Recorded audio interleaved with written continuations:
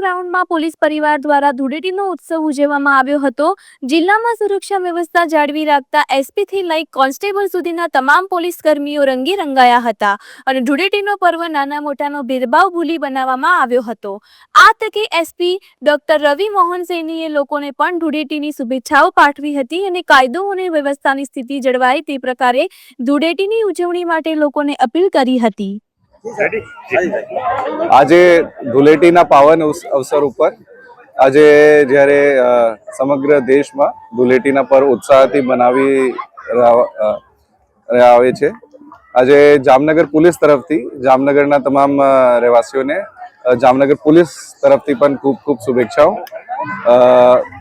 તમામ લોકો સન્માનથી પ્રેમથી એની ઉજવણી કરે, સાથે સાથે બીજા લોકોને પણ પરેશાની ન થાય આ વાતના ધ્યાન રાખીને આજની ઉજવણી કરે એવી અમારી અપેક્ષા છે। અને કોઈ પણ પોલીસની જરૂરિયાત કોઈ પણ જગ્યાએ હોય તો નજીકના પોલીસ સ્ટેશન અથવા 112 નંબર ઉપર પોલીસનો સંપર્ક કરીને મદદ લઈ શકાય।